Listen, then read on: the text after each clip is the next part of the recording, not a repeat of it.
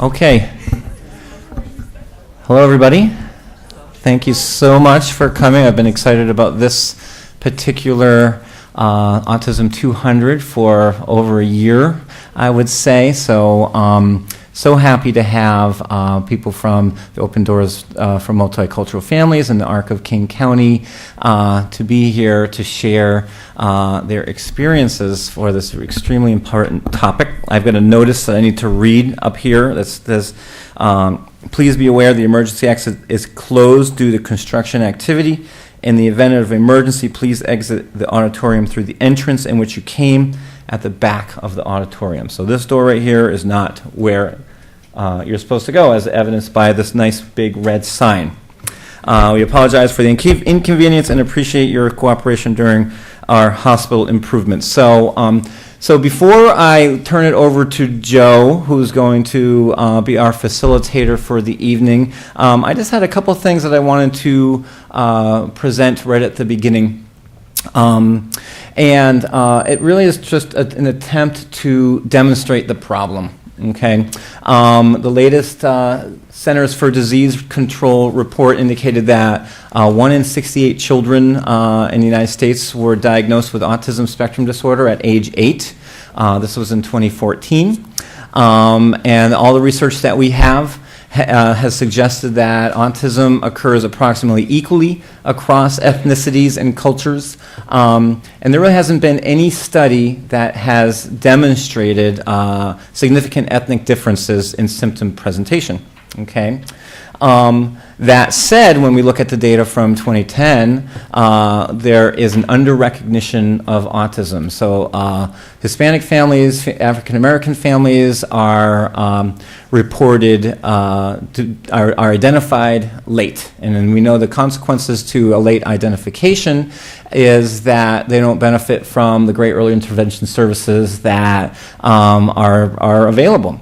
So non-Hispanic white children were 30% more likely to be identified than non-Hispanic black children, and 50% more than likely than Hispanic children, and 48% of non-Hispanic black children, 38% of Hispanic children, and 25% of non-Hispanic white children were classified with intellectual disabilities. So what we're seeing, I think, is the trend that we're seeing is that more children are getting diagnosed with intellectual disabilities as opposed to autism if you're Hispanic or if you're African American.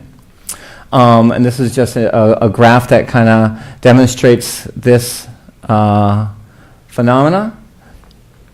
And so the conclusions to this, and as I said, I don't want to take up too much of Joe's time, we're just not identifying as many children with the above average or above average intellectual abilities in black and Hispanic families. So children from other cultures are underdiagnosed in comparison to white non-Hispanic children. Children from other cultures are being diagnosed with disorders other than autism, including intellectual disability, and especially in the African American population, conduct disorders.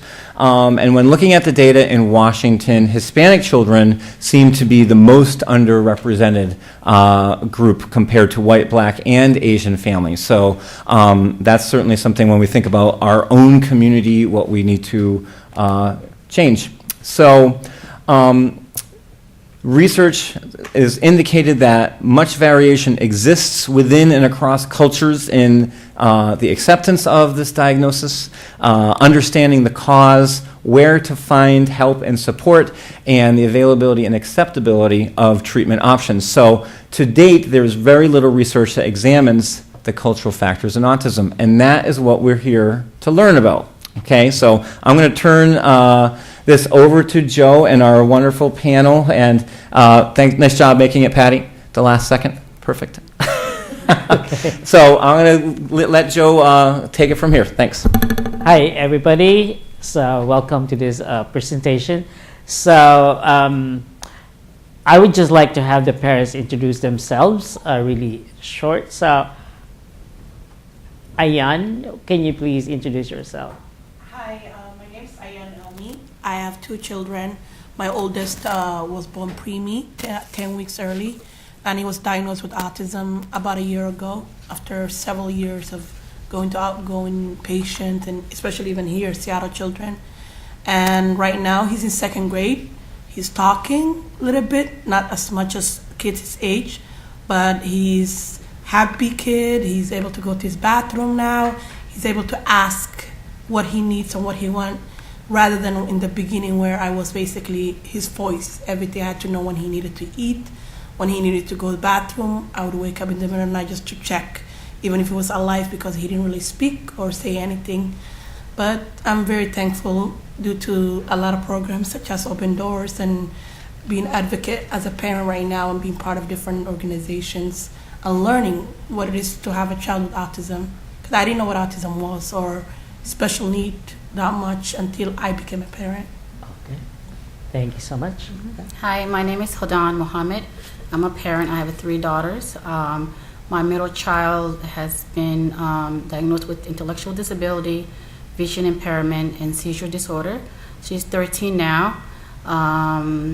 She still has challenges. I work for Open Door for Multicultural Families.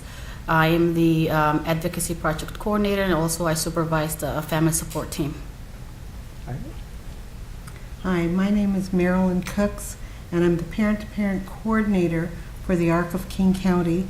I raised 4 of my 6 grandchildren. The youngest of this set, who is now 23, was diagnosed with an intellectual disability and also oppositional defiance.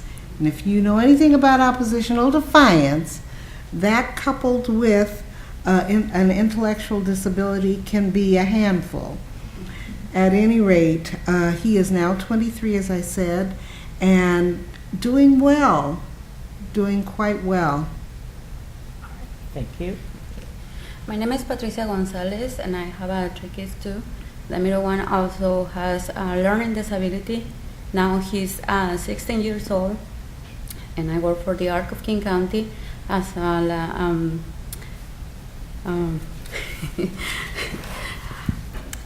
okay, sorry, Latino family support specialist. Yeah. All right. Thank you so much. We have 4 questions, and due to the interest of time, we're limiting the answers for each question around 3 to 4 minutes. And after that, we're going to open the floor for questions. So the first question is, in general, how is disability viewed within your culture, and how might that differ from your personal experiences as a parent of a child with special needs? So, would you like to start? Yes. So it is a very challenge for the Latino community. First of all, because have a child with a special need, it is a taboo for the community. And then after that, they don't know how to find the service and the program or resource that they need. They don't know how to ask the question, so it's a really challenge for our community, and besides of the language barrier. So, yeah. It is. Thank you so much. Marilyn. I find that the mothers, the females in the family, seem to be more in tune after the diagnosis has been made. The fathers or the males that are involved are not as accepting as you would want them to be, which causes difficulty at home and whatnot. It can be very, very, very difficult living in a household with a father who looks at a child, especially if you have one who is intellectually delayed, who looks like everyone else and can speak and whatnot, and yet does not understand a lot of what you're saying to them. And the father does not understand that. This is his kid, and he wants his kid to be just like everybody else's kid, and it doesn't always happen that way. Since I'm from Somalia and Ayan is too, so I'll leave you some in case you want to add. Coming here as a young age, disability, I think the only folks that I have seen young age was folks that had mental ill and or people were depressed, and those were not often. I haven't seen in the community when I was in Somalia, and I was really young age, so I haven't. So since I came here in '92, 2003, my daughter was born. After a year later, she was diagnosed with all this multiple disability. So I had to look in the community. I had to go in the community and look for services, and that's when I realized that kids with disabilities were not welcome, were not included services, were not people they bully when it comes to playgrounds. And so as an advocate, I start organizing group. I start educating our Somali families and just do the awareness, disability awareness within the community. From there, I think there is a lot of work that within our community that needs to be done. It is a taboo within even my own family. I have to advocate for my daughter to make sure that, places that we go, it is comfortable for her. People will not stare at her. So we have a long way to go, but I think we are getting better than where we were before. Yeah. I would echo what all three said in the beginning and Trisha said that in our culture it is a taboo, as Holden said.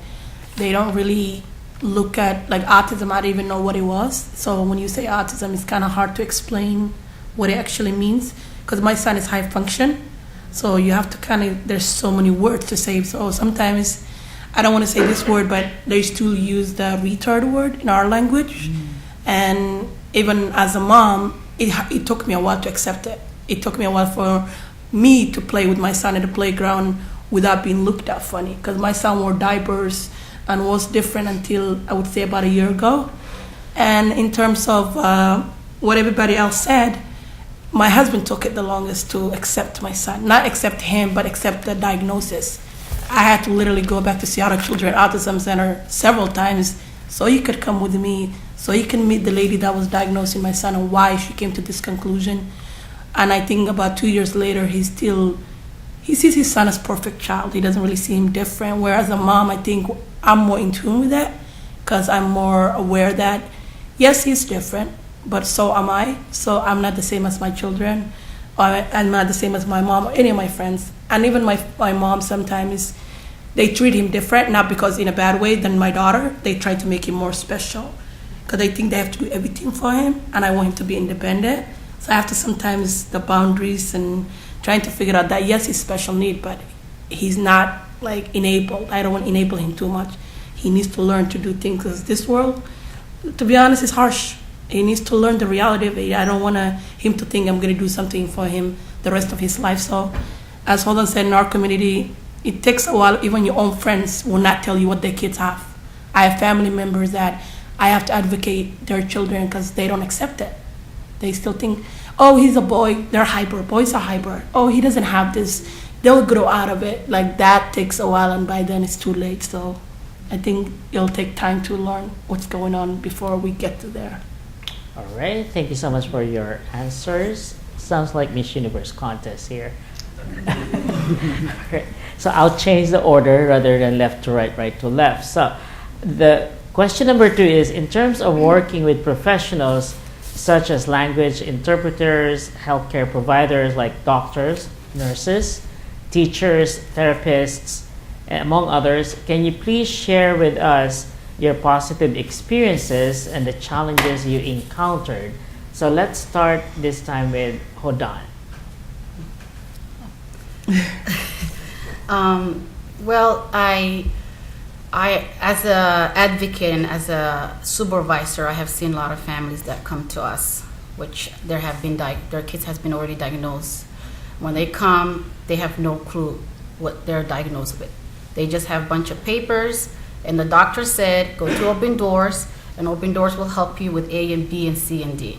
So it's hard for a family support to explain to a mother who's going through a lot, she's emotion, what autism is. And that's not our job. So I think that We appreciate getting the reference. We appreciate people referring us clients, but I think that parents they need to know what their child disability is and how long or the services or what it takes for this child to get wherever he's going or she's going. I think that's very important for them to understand. And that's where most of the parents are confused, because they get this paper which they have no clue, and it's English, and they have to actually read it because the doctor said. That's something we have. Another thing that the challenge that what I see that parents also say that interpreters are also not translating what the doctor is saying. So they will come in and say, my child has he's just behind, but the paper say actually, when we read it and it takes a time to flip pages, he's diagnosed with autism. And is this the number? And this is what he's diagnosed in this other area. So is it our job to explain to them, parents? And that's when parents then start trusting us, because we're giving the full information the doctor didn't give. So I think that it's important for parents to actually get the full diagnosis from the doctor, and if it's emotional support with your team can support that, and then from there the services so they can get outside from the hospital. That's very important. All right. Would you like to go next, Marlon? Okay. My experience with professionals has generally been positive. I think that's due to the fact that I was blessed enough to know a lot of people, a lot of professionals already, who were in this and other fields, who could, if I had a question, either answer that question or refer me to someone who could answer that question. So my problem was with the challenges that I had were with people who did not seem to feel. My grandson is a tall, and he's always been a big kid. And because of that, many people, professionals, doctors, everyone, teachers, the police have looked at him and thought, well, there's something wrong with this kid, that he has been. Just one little story and then I'll move on. When he was 12 years old, he was being harassed by the police because he was so tall and so big, and not knowing what to do, he ran. Running is the worst thing that you can do.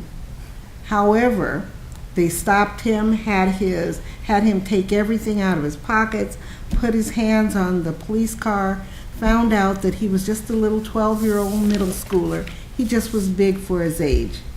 But this is the kind of stuff that we have to worry about. And as an African American, we have to teach our children to not to run and to be respectful. And when you have a diagnosis of oppositional defiance, that it sometimes can be very hard. I think that a lot of times cultural diversity training, you need to have more of it, so that when these kids are stopped, or when these adults are stopped by the police, or if they're viewed by anyone, they can at least have, especially the professionals, and that's what I'm talking about, they can have an idea of what may be going on so that they can treat them more respectfully. Because I know my grandson says nobody respects him. And he was bullied and is still bullied. And this hurts me because there's nothing that I can do about it except for to tell him, don't worry about it. It's their problem. But that still hurts. All right. Thank you so much. Ayan, would you like to go next? I would say I've had more negative than positive, but I would say both sides. So in terms of negative, in the beginning when I first found out about my son they didn't say autism. They just wanted to figure out so many times. I had to go a million different doctors before they could really figure out what's going on. And I remember one of the doctors at my clinic said he wanted to medicate my son just to figure out what's wrong with him. So he didn't even have a result or something he was looking for. He just wanted to medicate him. And the medication he was trying to give him in terms of the dosage, even the nurse was like looking at him, and I knew already, even nurse looking at him, and I'm figuring out what's going on. And I asked him, are you, like, what's going on? And he said, we're trying to figure it out. So you don't even know what's going on. You're trying to give my son a medication that you're not even sure of the outcome. And there were so many side effects. And I had to say no. And sometimes some of the doctors, they're defiant because I've had 30 years of experience, all of this. And I said, yeah, but I've had 5 years of experience being a mom. I know my child. Yes, I see something's wrong, but one minute you say he's ADHD, the next minute you say he has this. I've came back several times to you, and finally I had to switch the doctors. And I wanted to find someone. I know that the reality, I knew something was different from my child. I wasn't saying my child's perfect, but I wanted to know what's going on. I didn't want to medicate him right away. Mm-hmm. And then finally, after 2 years of going back and forth in actually Seattle Children, I went to Seattle Autism Center, and I found a wonderful lady. I wish I knew her name. It was several years ago, and she told me, you're the mom. You are the boss, basically. You know your child. You are basically the doctor, the teacher. You know what's going on. You might not know the medicals and everything, but you see your child better than everybody. And that lady gave me confidence, because in the beginning, a lot of times we think doctors know everything. Sometimes you have to read the papers, because there are a lot of papers that I signed even though I knew the language. I just thought I trusted the doctor, but after that experience, I learned that, you know what, I need to look at everything, because everything here is legal. You signed it, your name is on it. So later you can say, I didn't do this, I didn't do that, because there's a paper right in front of you. So I think learn to advocate, and meeting Hoda in one of the special education programs and about 2 years ago, and then being part of the Open Doors, I learned to advocate for myself as a parent, because sometimes the parents go through the same thing the children are going through. And then I didn't have anybody to speak to. And my culture, as we said, is a taboo, and even your own family, everybody's like, nothing's wrong. It's like basically under the rock, everything. So I would say the one thing I wished I knew years ago, because I've had my child at 19, was to trust him, to look at him, to trust myself as a parent rather than everybody else. But I think hindsight 2020, I know better now. So in the future, it'll be good. All right, thank you so much, M.Ed. Patty? Okay. So, working with a professional is so hard. I don't know anybody in the field who use the people first language. It is so hard when I hear the interpreters say disabled or mental ill, or these kind of words that really disappoint us as a parent.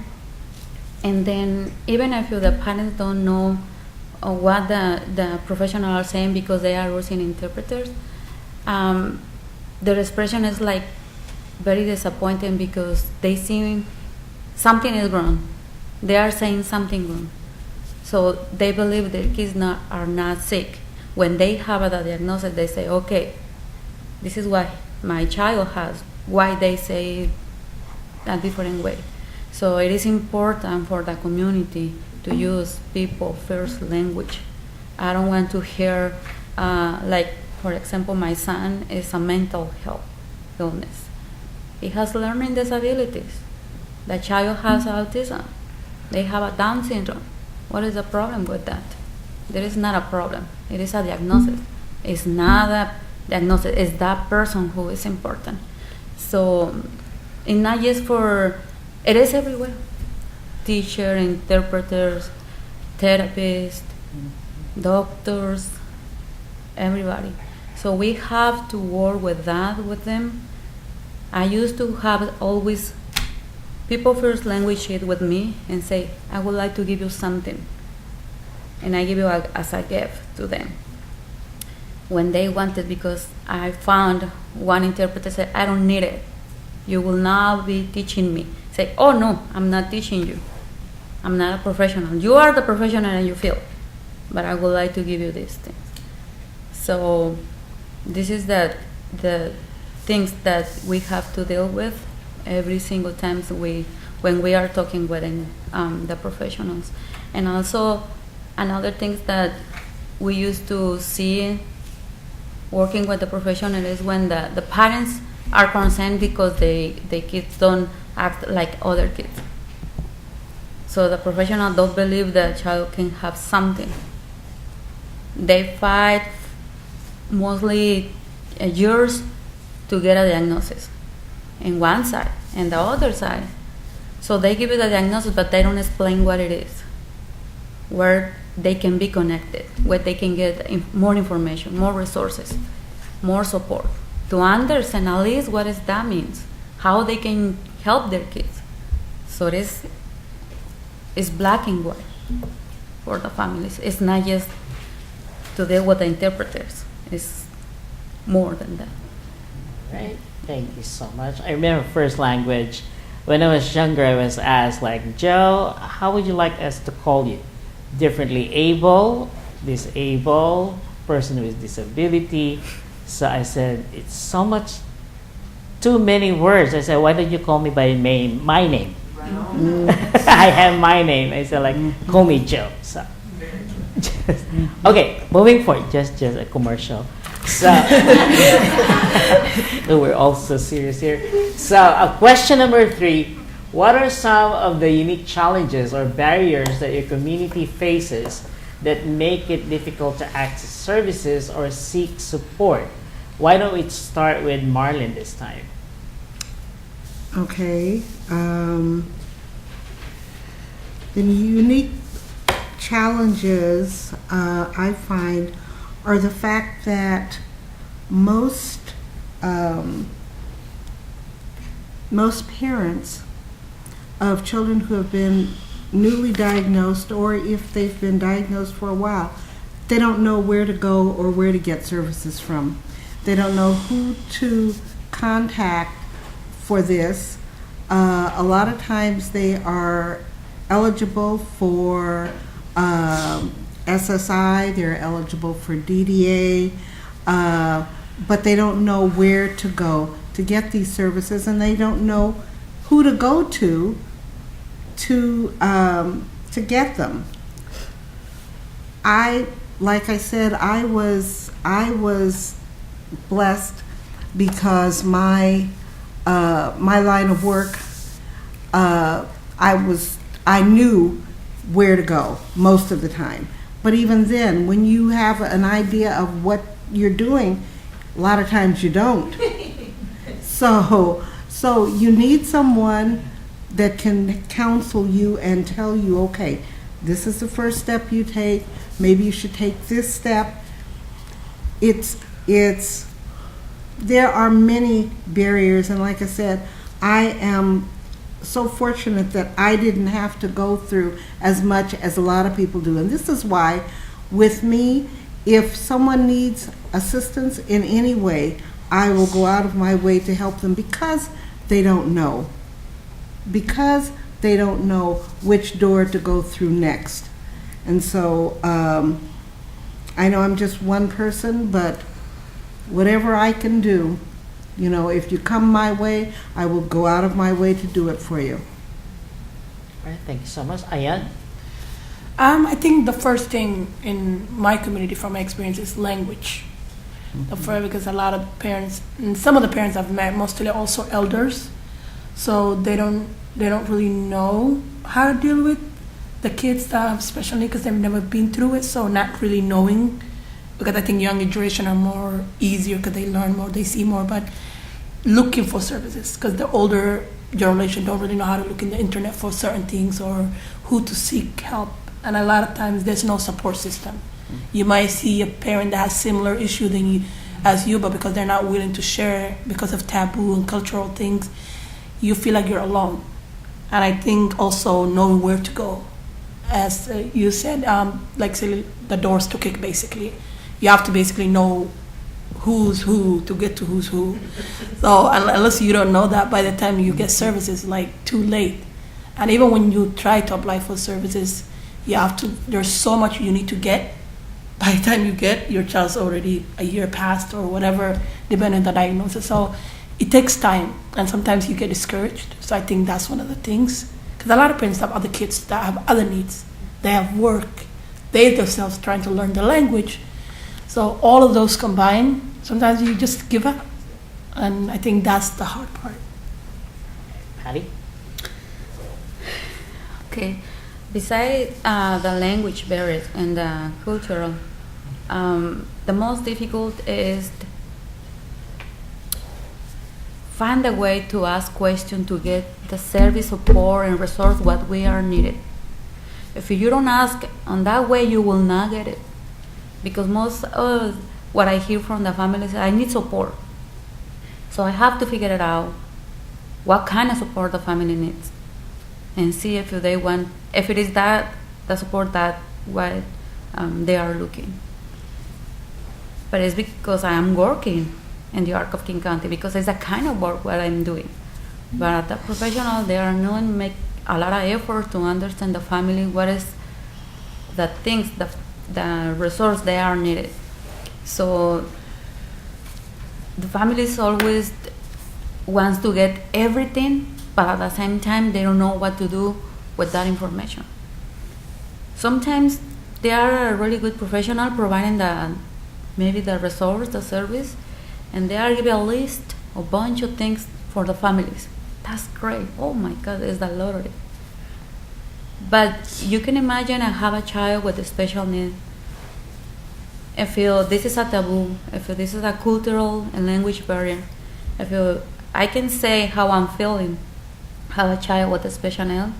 I'm feeling I am in a different world inside of this world, because we have to navigate in a lot of systems, government, resource, school system, and a lot of things. So it is not just like, oh, okay, we get the diagnosis, good luck. No, this is the beginning of another kind of life we never expected. So it's from 1 to 0. We need to learn together how we can start to support the families when they need the support. If it is what they need, okay, work with them, but slowly, because maybe some parents get the information, the resource, the service, but mentally they are not ready, even if they ask for that. I have one mom who asked me for the same thing in a couple years. It is because the child is on different levels, but I have to explain again and again and again the same thing. Okay, the only difference is the age and the level of the child. Thank you so much for that. The challenges that I have seen that in the Somali community and other communities that I see, especially the inverse refugee and the African American, is that they have been discriminated. Our population has been discriminated because most of the families are low income or they have been underserved. And also another thing that I see a lot for immigrant refugee family is the language barrier. I think it's really, family always says that hospitals and medicals actually are better when it comes to getting interpreters. Schools are not providing interpreters for families. Yes, so that's also a place where families are having challenges. It's sitting in an IEP where there's no interpreter, or getting a big package of a special education where it's not translated, right? So that's something that, another thing that actually in the Somali community I want to mention is that education. We need awareness of disability, because mostly, like Ayan said, disability people only think the autism and other. We have multiple disabilities. There's intellectual. There's a physical disability, and I think something that our population have really challenges of understanding. And a lot of families tells me,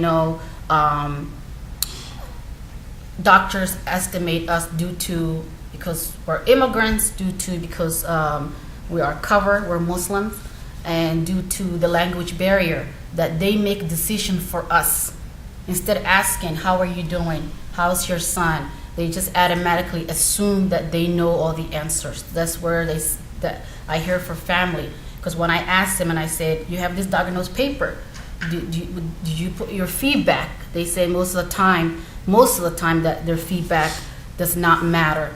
It's just that the doctor made the decision, because I'm coming from a culture where we respect doctors, we respect teachers, they're high authorities, and they're saying, the doctor told me, so I'm believing it. He said it or she said it. So that's something that they share. But once the advocacy starts, when they go out and they get a lot of information, they go back and say, wait a minute, something went on my visit with the doctor, because now that I know this information is correct.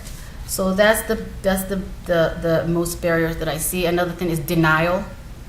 Professionals are, especially hospital, Seattle children are great. They try to go beyond and above families to give resources and services, but families are in denial, and that's something that we always see, and that's the challenges that our families are going. They know that the doctor is saying, talk to this parent, the child has disability, there's a services that he's going to need, birth to 3, if he missed that part or she missed it, it's out of the picture, please encourage them. So that's also in denial. That within our community, that's a big thing that I see is denial. Thank you. All right, thanks so much. So the last question. So what would be some of your suggestions on how to improve the delivery of services and to make it culturally relevant? Ayan? I think the first thing is to give hope. I think a lot of times you hear all the negative first, and the parents freak out, but by the time the positive comes around, they're not even paying attention because they're just looking at the negativity. So that would be the first, maybe bad, sad, minor. That would be the first thing.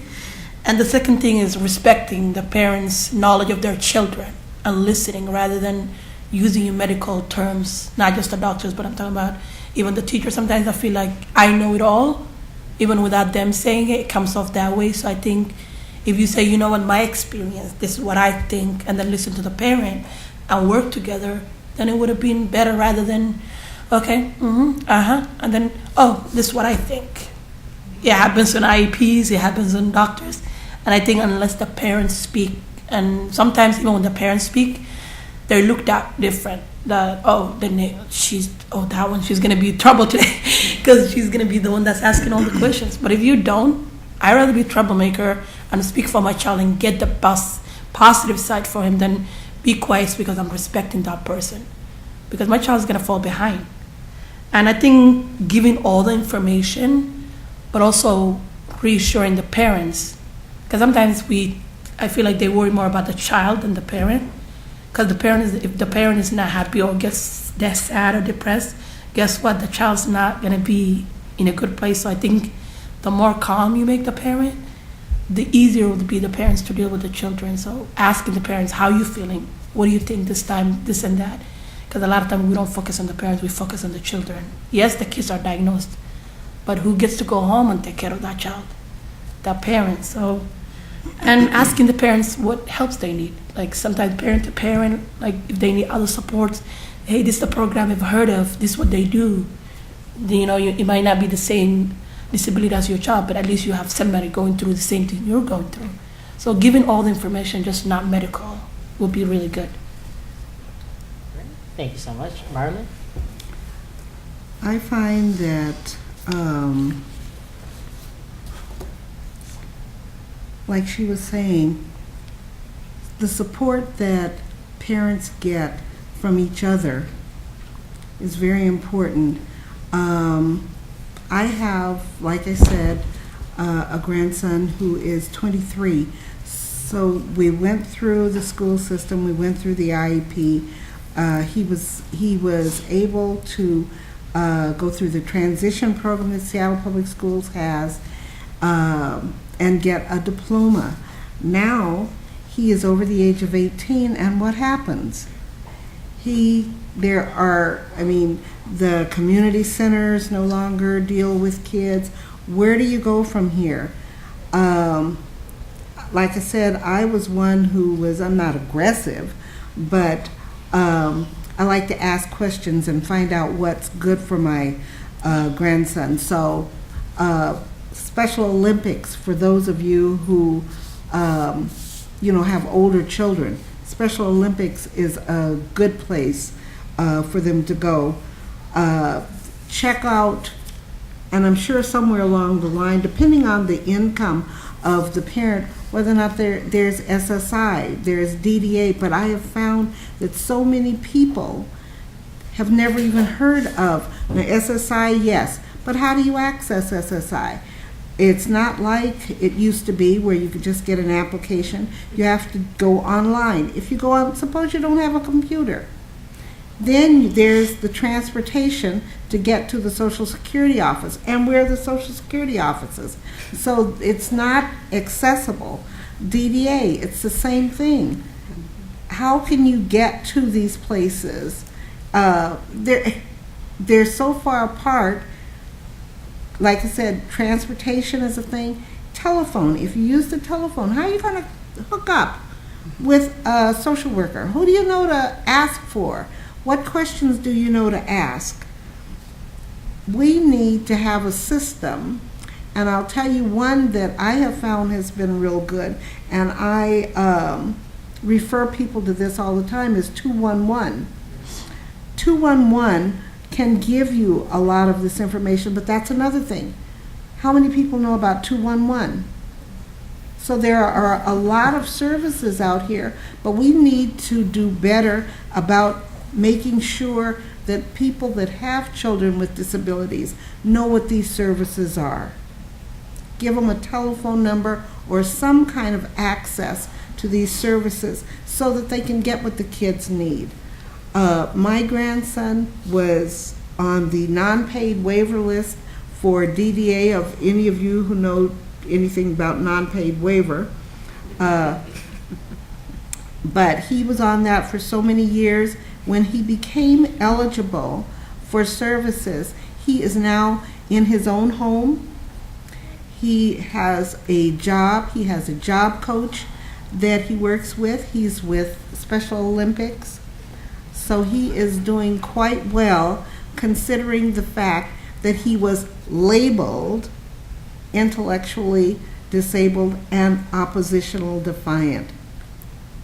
So we just need to do a better job of getting information out to the parents so they can know where to go. And unlike the Somali community, the Latino community, or the Vietnamese community, we don't necessarily have a language barrier. But that doesn't mean that parents always understand what's being told to them. So we need to have a better system of getting this information to the parents so that they can advocate for the children. Well, I will just add to what you said, and Ayan. I think it's listen to parents. The parents needs to be heard. I think it's very important for you to hear the parents' side and how they're feeling, and maybe they can talk about their children, how their date was, how, just get more information of that end instead you giving them all the answers or you saying this is what it's supposed to be. And another thing is that referring them to services before you do. I have seen a lot of kids that who be eligible or can be eligible for ABA services, which is very important once you know the child has autism or other disabilities, and there's a behavior challenges in place. I think it's very important to get that letter right away for the ABA recommendation instead of waiting, because when you send the information out, then folks will call back and say, can we get the recommendation, ABA recommendation, because providers as a social services, we cannot write that letter. Because that one thing that I think I would love to suggest that you guys should do, or the Seattle children. Another thing is that interpreters are very important. Please find out, follow up. Hey, how was the meeting? Did you get the information that you needed it? How was the interpreter? Did he or she give you the full information? Just to do follow up, to make sure that the information that you gave the interpreter that they delivered. So the parents that, so that then you check in and saying, I'm checking in to make sure that the interpreter is providing the right interpretation. That's one thing. Another thing is that have materials that has been translated to different languages. Please provide that. I know that in the Autism Center, autism in the Somali community, autism is growing. And I think Somali parents are asking, we need someone who speaks Somali in the Autism Center that can really explain to us and can really support us, So that's something that I would love, that's a suggestion that I have. And also start classes. You have a list of Spanish classes that you do here. Why not other languages? Why not other languages? That's something that I would love to, and other parents did express that we would love to see that. Also hire multicultural staffs that can really relate to the folks that you're reaching out to, right? And with all due respect, I appreciate everybody's support, I do, but once you are connecting someone who's not white, and you're trying to tell them information, you're trying to figure out where their background is, and you're not relating to them because you're from different class, you're different race, it's really hard because you're not seeing what the parents are going through. These parents are trying to put food on the table. You're coming from the other side of town where you're driving Lexus, right? These parents are low income. They're dependent on food stamp. So that's something that I think parents that they wanna see some people that are look like them, speak like them. So that's something that they address, and I think that it's very important to have that in your staffs, to have multicultural team. All right. Okay. I will encourage you to take in consideration in what level the parents are. If they are really stressful with a lot of information, with that diagnosis, working with that system, they will not get all information or support that you will provide them. You have to make sure in what level they are, because that way, and you provide that information or the service, that will be really good for the families. If you don't understand that part, it's going to be so hard for them to navigate with the information and resource that you are providing. It's not going to be any way that can get it. And also, being positive, working with the families. I hear a lot from the families that, all the time when I call this place, the lady, it is really mad with me because I don't say, she doesn't understand. Even when the interpreter, yes, even when the interpreter. So it is so hard to hear these kind of things when we think we will get the support from the places. So it is important to take in consideration when we have a child with a special needs, it is so hard not being stressed. It is impossible because we live every single day, day by day. We are not living year by year. We are not living like the typical people. We are so stressful. Understand how our child act, where we can get the support, and what level in the school, with the government system. Understand all of these things. So how we can be relaxed and ask for what we needed. It's not that way. Take it always that in consideration, and you will be successful in whatever you are doing with the families. Thank you. All right. Thank you so much, ladies. So we're opening the floor for questions. And Jim has the So I have microphones over here, so if you raise your hand, I will bring you a microphone. I'm going to go down to the front here while I'm walking down. Just a reminder that we are videotaping this, so try to, if you don't want your personal information splashed all over the internet, then these guys signed releases. They said they were going to do it. So if you don't want that, then don't say anything. I'm cheating. I actually work with all these ladies frequently. But Patty, I really hope that you would talk about immigration status and how that influences Latino families and kind of their willingness or comfort level in reaching out for services and working with different professionals and things. Can you talk about that? This is a very huge challenge because most of the population that we provide services, they don't have a legal status. So when the kids turn 18, they don't have nothing.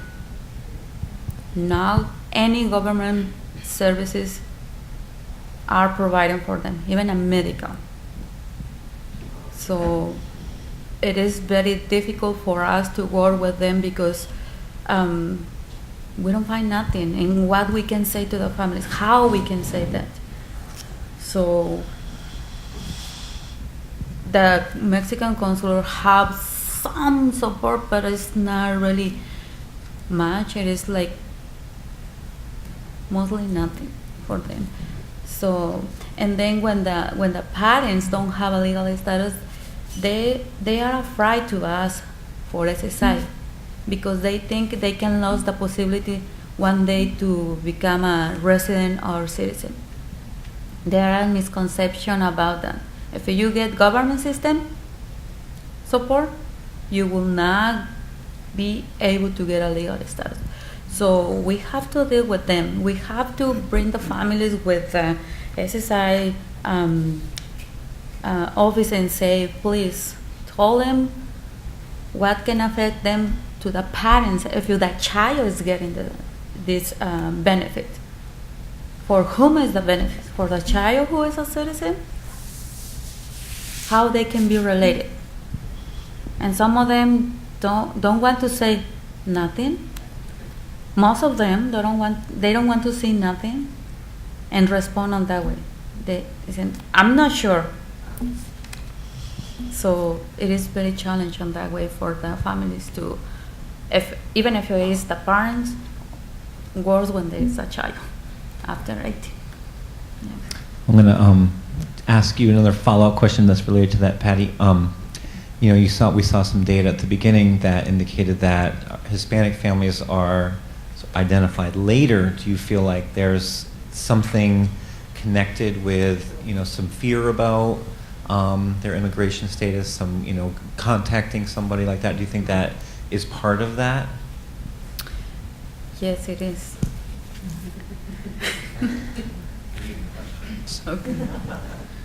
Quick question, follow up to that.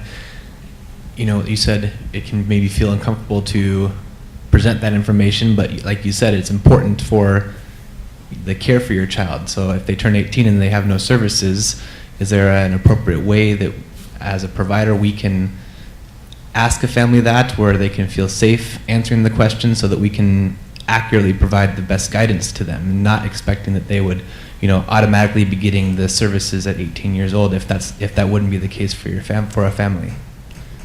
You have to be honest with them, but find a way how you can say that. You don't have to say, no, you cannot get nothing. You can find a way to say, like, there are resources, but it is so sad to say when the kids turn 18, they cannot get it. You are not saying you kids will not get it. You say everybody. So you are not just pointing them, and also because they believe in the professional. If you say in that way, you will win them. You will make it feel like they are important for you, but it's not your fault because they are not services for them. Yeah, I got a question for those of you that work at ARC. In the Asian community, how are they feeling about support in that, and also in the Native American community?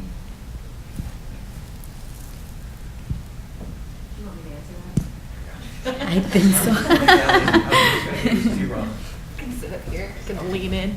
So, I'm sitting in the front row because I'm trying to smile at them and make them feel comfortable. My name's Robin Tatsuda. I'm the Director of Information and Family Support at the ARC. So on our team, in addition to Patty and Marilyn, we have staff members who represent Vietnamese families, as well as other just kind of general community activities. So I can speak to what the feedback is from our Vietnamese families. And it's very, very similar to what you've heard here. Vietnamese families find that disability is incredibly taboo. People generally are really very hesitant to share any information about their child. They don't generally want to say that their child has any kind of special needs. We find that a lot of Vietnamese families don't want to connect with our Vietnamese staff person because they think because the staff person is Vietnamese, they're going to be immediately shunned or somehow mistreated. In addition, I mean, the language barrier is huge. If you already imagine, I mean, special education is probably the best example. If you are a highly educated, native English-speaking, wealthy person, you still have a hard time navigating the special ed system, right? So then add on any additional barrier, language barrier, cultural barrier, income levels, and coming from a completely different education system entirely, and try to navigate the U.S. special ed system. It's near impossible. And our Vietnamese families have all of those barriers. Plus, it's taboo even to sort of speak up and contradict what professionals are saying. So you generally sit and nod and say, yes, okay, that's how it goes, but maybe that's not how you feel. And it's really pushing your cultural values to say something different. That's not what you're supposed to do. You're supposed to nod and agree with the professional. And so the experiences, at least with the Vietnamese families that we have, is very, very similar to what everybody was saying here, with that additional layer of everyone wants to keep very, very private. I can't speak to other, like you guys might have some good examples. You support a lot of different Asian communities at Open Doors, so maybe you have some other perspectives. You just said it same. Yeah, you just said it the same way. I just had, for example, I was advocating for a family, Vietnamese and around special education. The whole time the parent had issue, but when they were sitting in front of the professionals and everybody was there, they're like, no issue, nothing, everything is okay, everything is fine.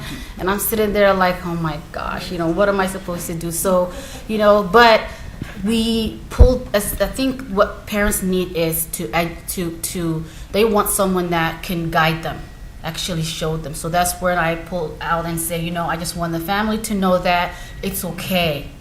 You need to give them. It's okay to give your feedback. They need to hear that this is your child.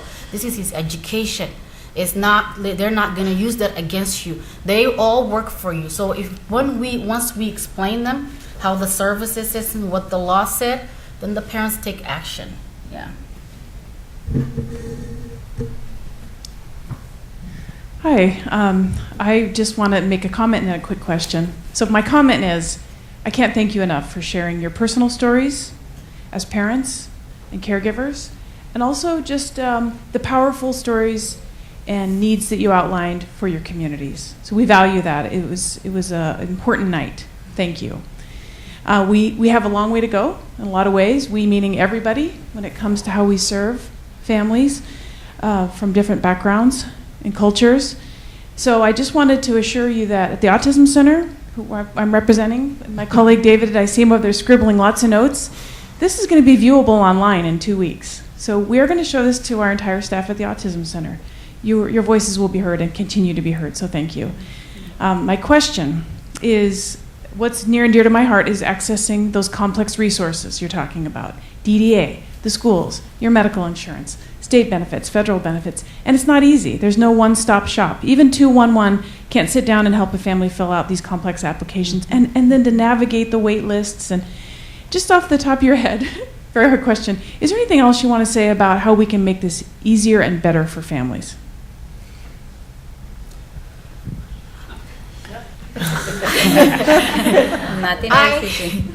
I would say, I know you guys have social workers. This is actually, I had a meeting today with my staff. So you have social workers. I think it's important if social workers could sit down with the family and help them fill out the form with the interpreter and find out what the issue is before referring them to agencies. Get the whole picture. Make sure that the ABA, the nurse or the doctor has the ADA recommendation letters ready. Make sure that I know that your social workers can fill out the DD application. Don't wait for the agency to do it, because by the time we get the parents, it's like it's going to be 2 months later, and then we have to start the services. So I think that's very important. And then, I'm going back again, hiring or maybe collaborating with folks that are multicultural backgrounds. that is very important for family to have someone who looks like them, who speaks their language. And then on top of that understand the medical system, the term, the disability. So that's really a great thing that parents would love to have. Yeah, probably. I've worked before as a case manager. I don't know if your interpreters are like, how do you select them? I know, that's my question, because once I interpreted, luckily it was my own language. And I said, wait a minute, that's not what she said. And what did she say? This is what she said. And then so they let the interpreter again talk, and it's wrong again. So I said, do you mind if I interpret for my client? Because the nurse is giving already a diagnosis. I said, no, that's not what she said. It's inaccurate. Another way I think Hodan pointed out is about how do you explain complex medical terms. A lot of Asian population, refugees, immigrants, if you have visuals, like see this, what's going on, like when you have this what is happening. So I don't know how medical people would do that, but medical terms are like, whoa, like, okay. And then Asian families would say high authority, hierarchical. If somebody with education, they just nod their head. Like, okay, are you okay? Yes. Do you have problems? No. And then when they go home, they will tell you, like, this is what I need. Why? So, anyway, that's just a side comment on my part. Anybody has more questions? Oh, go ahead. Do I have to stand up? Okay. I'm piggybacking on what was being said about the interpreters, and I'll give you a short background to get everybody to understand why I'm asking. I have 2 children that are special needs. One was given a tracheostomy at 21 days. My other son was diagnosed with autism at 2. I would not have been as confident as I am now had I not worked in an OR before I had 2 special needs children, had I not worked at a law firm before I had 2 special needs children. So I heard one of the professionals up here say, we don't select the interpreters. How do we bridge that gap? Because it would be nice, again, like the lady said, if the interpreters weren't just interpreters, they had a medical background. Because even for a person who speaks English and can read a smidgen, it's hard to understand all those things. And I can't imagine the language barrier. Having an interpreter who doesn't necessarily, because I'm not saying they don't exist, who doesn't necessarily understand the terms that they're repeating, how can that person be effective at relaying that information to a person who doesn't even understand the first language? And so if there's any way we could help with that or bridge a gap between how the interpreters are selected and where they come from, I think that would help. And one thing I haven't heard addressed as well is not only the cultural differences that the parents have with the things that they learn, what about the parents who have learning disabilities themselves with the language barrier, trying to navigate for children when they can't hardly navigate that same system for themselves? And the reason I say that is because I'm in ABA, I'm in OT, developmental preschool, DDA, SSI, you name it, I run it. And I ended up in the hospital behind that, but that's another story, of course. But when I see the families that I work with, they're completely stuck, like you lady said, between one of those barriers, which allows them or makes them give up on everything. So if there was more of an understanding on how to bridge the gaps to get people to what they need, then I think it would be more effective for not only the providers using their time, but the parents who are coming over and over again to genuinely try to understand. I'm sorry. Is it okay if I talk real quick? So I have a really good example of an interpreter issue to sort of identify why it's really a challenge. So one of the Vietnamese families that we work with came to the ARC because they were having problems with SSI. And our Vietnamese staff is only there a couple of days a week. So earlier in the week, she had gone to a different organization to try to help get some support with SSI. And while the English-speaking staff person was speaking, trying to explain the SSI situation, the mom spoke enough English to know there was a difference. The interpreter was saying to her, why are you stealing from the government? You shouldn't have a child, like you have a child and you're taking money from the government. What are you doing? Why are you here? And the mom is she doesn't even know what to think or what to feel. And she's not going to say something to the interpreter. She's not going to turn to the English-speaking woman and say, this guy is offending me. You know, she just sat there and took it. And she walked away, and luckily she knew we existed. Luckily she could call us and come in the next day and work with us, and she told us this story, and I mean, our jaws hit the floor. There's not a lot of oversight of spoken language interpreters. There's not, which includes ethical boundaries. We already talked about disability being really taboo in different cultures. So you may have an interpreter who has a lot of training in even medical terminology, but do they have training in valuing people with disabilities and valuing families and really helping people find positives and look for solutions instead of like approaching someone like you're an abomination and treating someone like they're at the bottom of the cesspool. So those are examples of situations we have, and then tack on that usually it's a different interpreter every time, and so the family has to start over every time explaining their situation, and sometimes there's good ones, sometimes there's bad ones, but every time there's a bad one, it pushes somebody farther and farther away from being able to access the resources. So interpreters are really a huge, huge issue, and even if you think you're like, all right, yeah, we got interpreters, but how are you making sure that they're quality interpreters? Can I share my experience using interpreter? I go to the IP meeting of my son in the school, so I request for interpreter, and the teacher say, "But you speak English." Yeah, but the paper say, "I speak Spanish, it's my native language, so I want interpreter." She said, "Let's see if we find." And I said, "Excuse me?" So, okay, and so I have to request for the interpreter to the district, and they say, okay, no, we will find the interpreter. Okay, so when we were in the IP meeting, I have to correct the interpreter. And the interpreter said, are you an interpreter? And I said, no.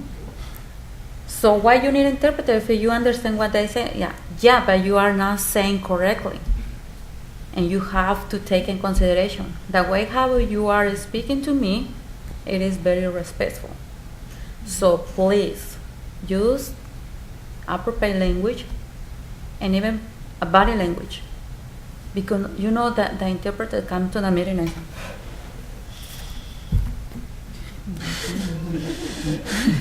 ¿Cómo está, señora? So it's very intimidating for the families when they see the interpreters. You know, when I come to the meetings with the families and we see the interpreter and say, oh my gosh.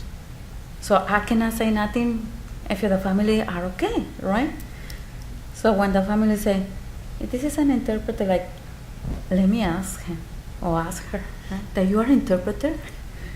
She asking if you are an interpreter. Yeah, I am. Oh, okay. Because it looks like the security guy. It looks like, the big authority on the meetings or in the therapies, on the doctor's appointment. So it is easy to see the body expression, and then I don't know why, maybe in the Latino community, because this is my experience, personal experience, they come with that attitude, they know everything and we don't know nothing. And I'm not using the interpreter because I need it. It's because I want to learn how to support the families. It's because I also want to share the information that I have with them, how important it is to provide the service the family needs, not to come with that attitude. So, yeah.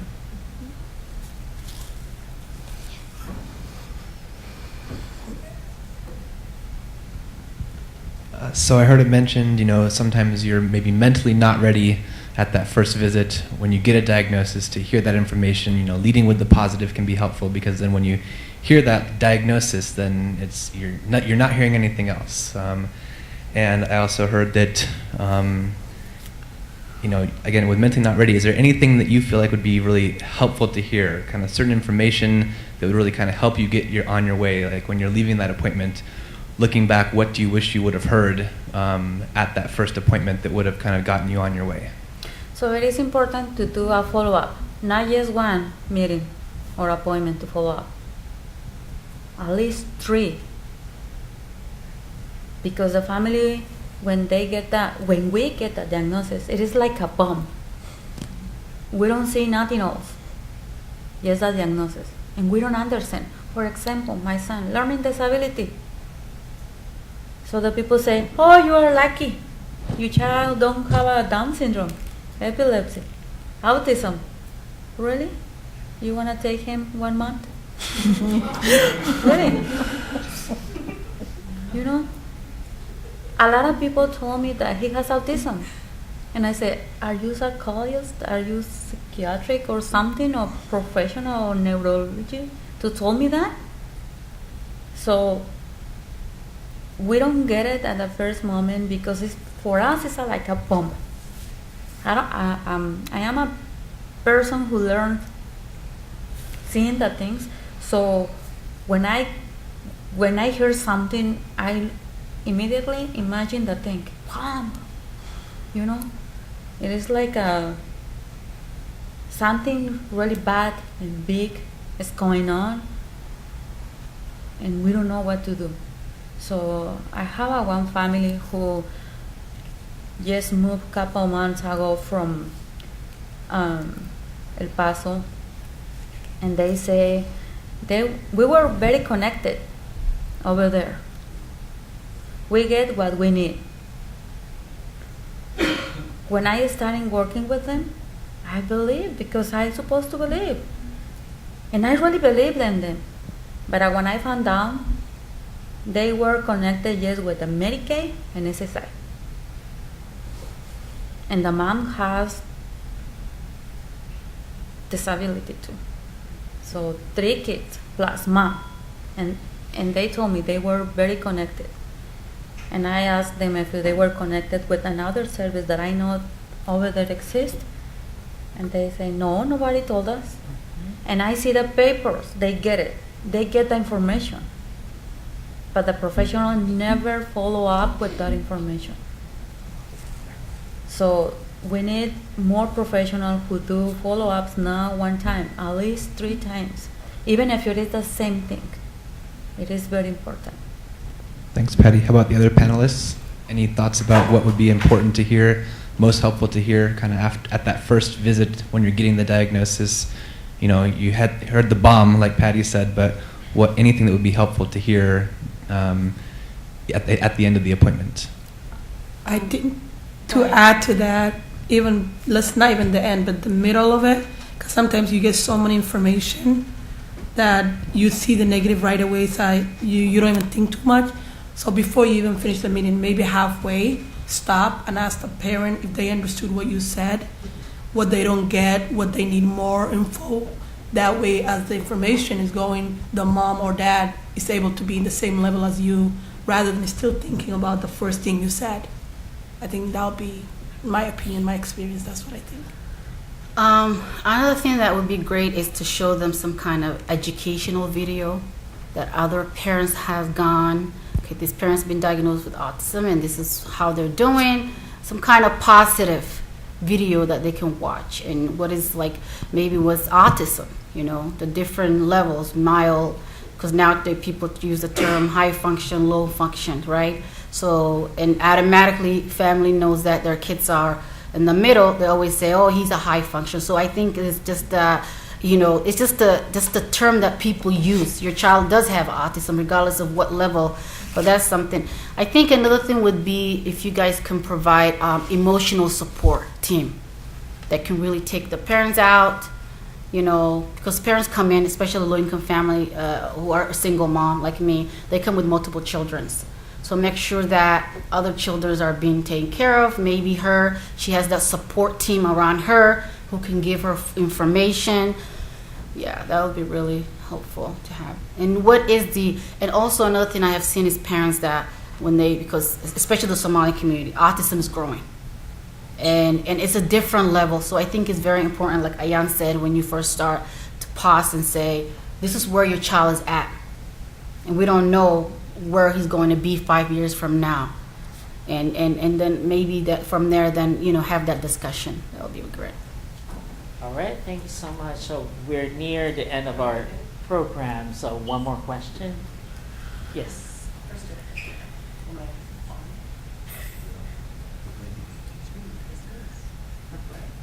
So first of all, thank you so. Oh, yeah. Hello. Thank you so much for taking time to do this. So I'm one of the providers at the Autism Center as well, and you know, I often use this analogy to families. It's like, I know this is like taking a sip from a fire hydrant. This visit where you're getting so much information, and it's just impossible to process it all. So I'd love your opinion. We've kind of had a standard after we've given the diagnosis to have a follow-up visit in like 2 to 3 months.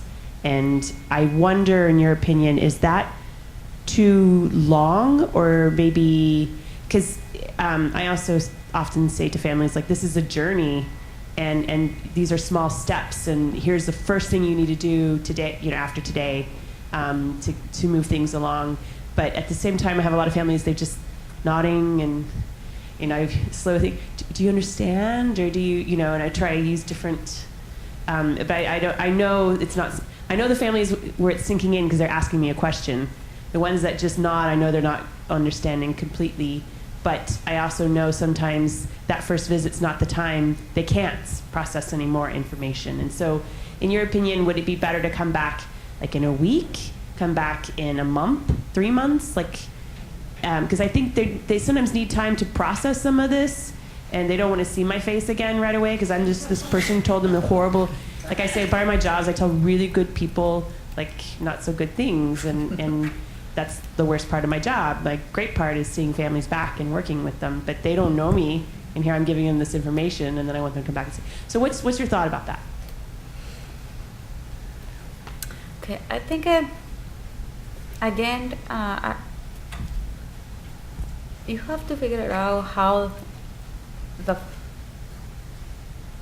do the follow-up with the family, because it's very personal. It's not gonna be working in the same level like for everybody. So it is very important and respectful if you take in consideration how you see the family getting the diagnosis. If you have a graphic like, okay, so we will do a follow-up in 15 days, okay, and the next follow-up is gonna be in 2 months, and then the last follow-up is gonna be in 6 months. So not everybody will take it on that time because everybody is different. Everybody's unique. So we have to take in consideration that if we really believe our kids, our family members with developmental disability or learning disability, with whatever diagnosis it is a unique person. So it is the same with the parents. They are unique. We have to take in consideration and make effort and see in what level they are and how they will get the information. I don't see another way. So I have to spend more time with some parents than others because I'm thinking of that. If I'm thinking like, okay, it's gonna be the role like this, okay, I have this information. It is what I have. Get it. No. It's not work at the same time with everybody. So I have to work with the families for one thing, sometimes months and months or a year. And with others, I just give it information. And they asking for the next thing. Mm-hmm. So it is depend on the person. They are unique. Mm-hmm.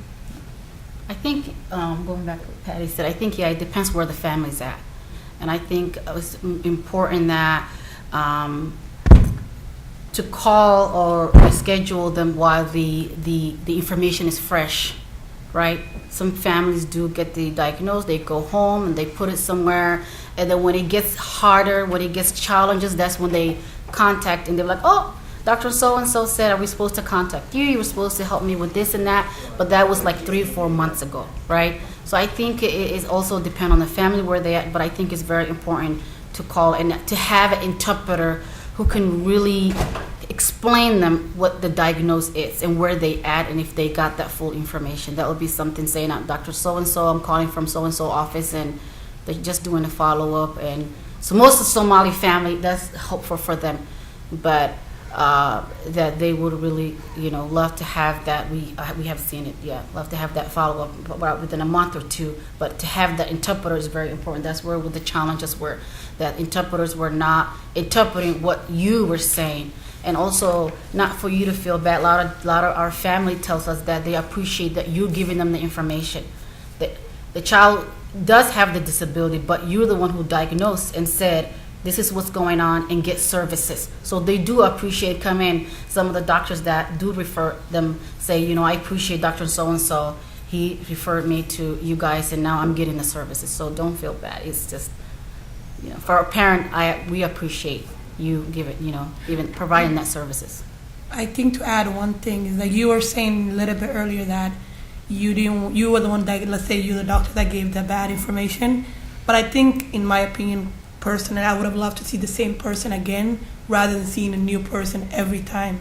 Because you have to explain yourself every single time, even though they have all the information, because you don't feel connected. But I think the first person who gave you the information knows your child first, and they kind of seen your reaction. So the second time you come, they can see where you're at. Have she processed or he processed the way I wanted? Or are they still in denial or whatever? But a new person, then that person has to figure out, then the next person. So I think, in a way, I would have loved to have the same people rather than a new person every time. That she's saying, coupled with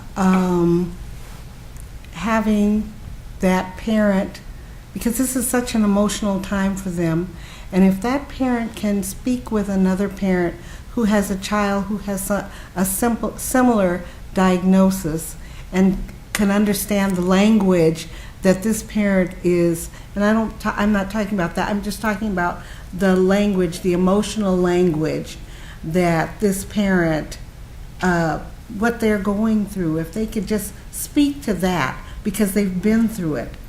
And so this, coupled with the return calls that they're having, if you could have a parent who could speak to that parent and understand where that parent is coming from, I think that would be so helpful.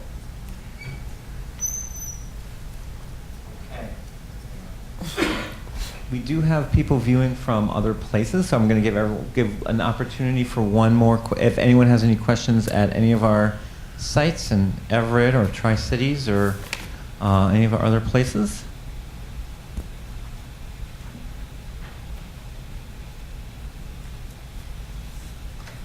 Okay, I'd like to give them a chance to see if they have anything, questions to say. So I just want to thank our incredible panelists. I think we can give them a big round of applause.